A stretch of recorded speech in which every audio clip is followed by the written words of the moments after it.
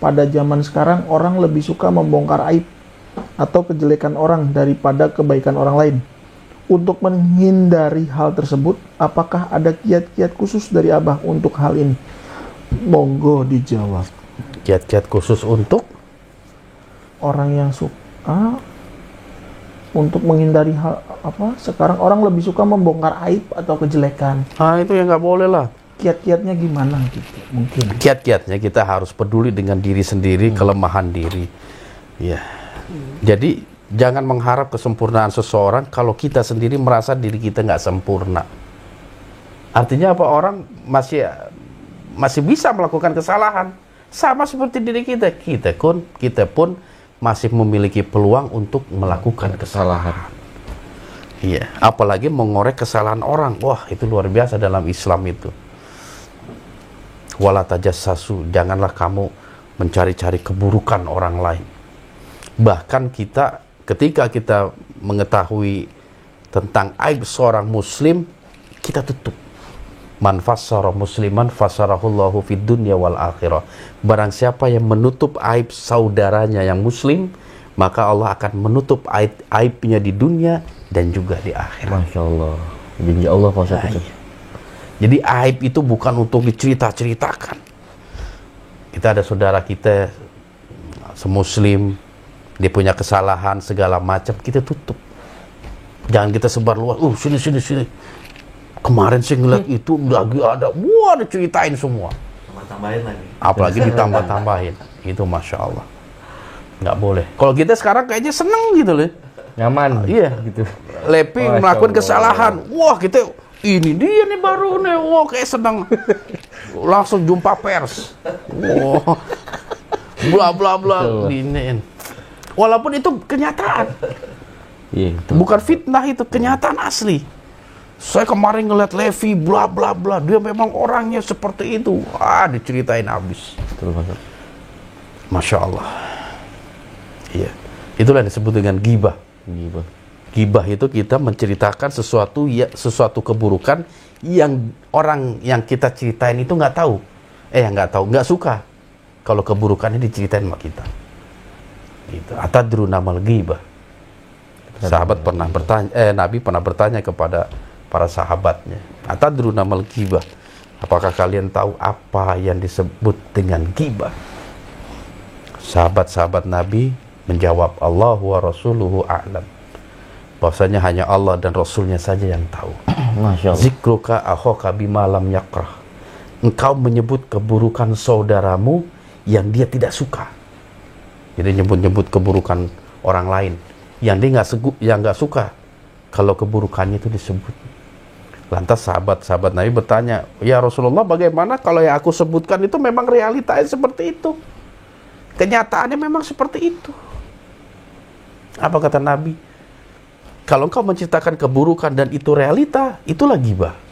Tetapi engkau menceritakan keburukan saudaramu yang tidak dia kerjakan, itulah fitnah.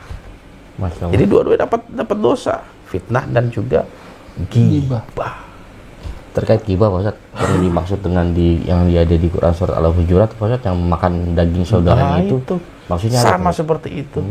Jadi kalau kita ngomongin kejelekan saudara-saudara kita semuslim yang beriman, itu sama juga diibaratkan sama Allah ini.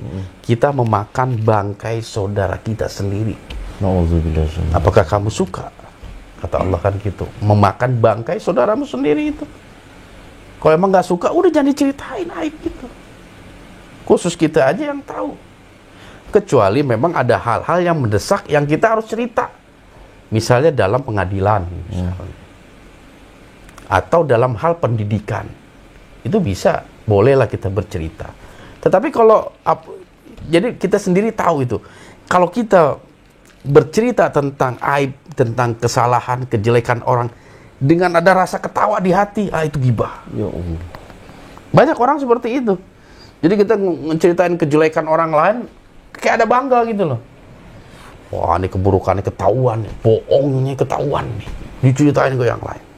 Dengan ada rasa bangga di hati. Itulah ghibah. Ada perasaan senang. Itu ghibah. Padahal dia sedang memakan bangkai saudaranya sendiri. Bukan Anda yang ngomong, tapi Al-Quran. sesuai dengan surah Al-Hujurat. Al-Hujurat. Insyaallah. Itu harus kita waspadai tentang aib gitu loh. Iya. Malah kalau bisa kita nutup aib saudara kita sendiri, sehingga Allah menutup aib kita. Karena masing-masing punya aib. Hendra punya aib, Jojo punya aib, Sadi, semua punya aib. Yang kita nggak mau Allah buka aib kita di depan umum. Oleh sebab itu jangan buka aib orang di depan umum. Ya Allah. Apalagi dibikin channel sendiri, nyeritain kejelekan orang aja. Cara gosip, Pak Ustaz. Iya. Ya Allah. Bikin channel ngejelekin orang. Ya iya seperti itu. Berarti dia sama juga makan daging saudara. Dosanya Menurut banyak. Al-Quran seperti itu. Tapi kan banyak yang nggak sadar. Dinasihatin seperti itu malah marah. Wah, saya kan ngebongkar kebohongan para ini, para itu. Ini demi kebaikan umat, demi biar nggak tertipu. Segala macam. Semua kejebak ya, Pak Ustaz. Nah, iya, ente tanya sama diri ente tanya sama hati ente Masya sendiri. Allah. Apakah ente lagi berbuat kebaikan atau lagi menzolimi orang lain untuk kebanggaan diri? Betul. Karena banyak itu, entah channel, entah berita yang sengaja ngorek-ngorek gitu. Keburukan-keburukan, sengaja dikorek-korek. Gitu. Karena kalau kita mau menasehati saudara kita, ada tempat tersendiri, ada cara tersendiri. Seperti Tabayun. iya. Tanpa harus secara apa namanya jumpa pers. Waduh, undang Masya Allah. infotainment. Hah? Meet and greet. Seperti itu. Yo. Mudah-mudahan kita semua dihindari dari hal-hal Amin. seperti itu. Ya Allah. Amin. Ya, sahabat syiar, ingat, aib itu saudara kita harus kita tutup. Insyaallah. Harus kita tutup. Kecuali dalam kaitan-kaitan tertentu. Yang pertama dalam kaitan hukum. Nggak boleh gitu ketika diinterogasi sama polisi atau dalam persidangan. Apakah Bapak melihat dia melakukan ini karena nutup aib? Enggak, saya nggak lihat. Nggak boleh itu. Harus dibongkar kalau dalam suasana persidangan misalnya. Insyaallah. Atau masalah pendidikan. Hal-hal yang bersifat pendidikan. Gitu. Misalnya di pesantren, ada orang yang melanggar aturan pesantren misalnya. Kita ditanya sama ustadz di pesantren dulu, itu sempat juga di debat itu dulu di pesantrenannya seperti itu. Sampai dia nggak mau cerita kalau kakak kelasnya ngerokok. Karena apa? Aib itu kan harus ditutup.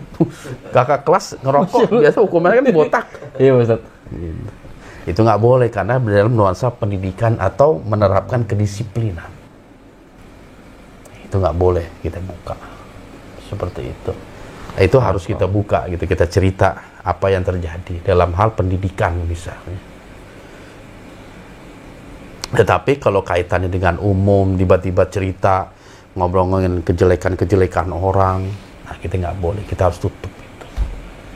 Iya. Insyaallah, Pak Ustaz. Terkait ini gibah, kiat-kiat bagaimana yang harus kita lakukan apabila kita menjadi korban dari gibah itu.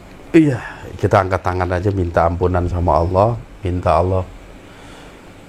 Ya kalau memang itu gibahnya sesuai dengan apa yang dia gibahkan, kita minta perlindungan dari keburukan perbuatan-perbuatan kita, itu aja. Iya, tapi kalau bukan atau berbau fitnah, bisa dua sih, kita bisa, boleh kita lawan atau kita berdiam diri memohon petunjuk Allah. Seperti itu. Zaman sekarang memang seperti itu. Lisan itu yang banyak membuat umat Islam itu masuk ke dalam neraka ini, tanpa disadari. Makanya kata Nabi itu, man kana yu'minu billah wal yaumil akhir falyakul khairan aw yasmut. Oh, yasmut.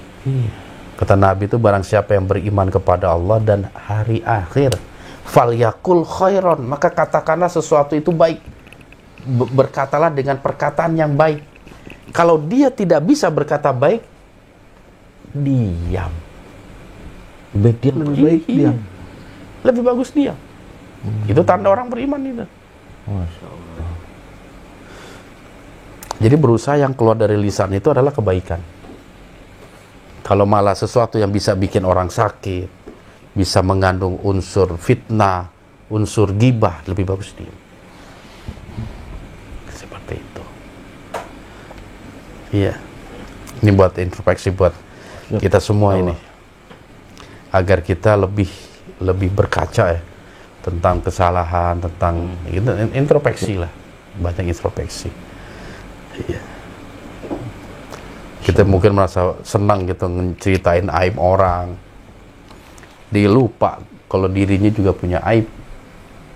Gimana coba kalau Allah buka itu di depan umum, perasaan dia gimana? Gitu.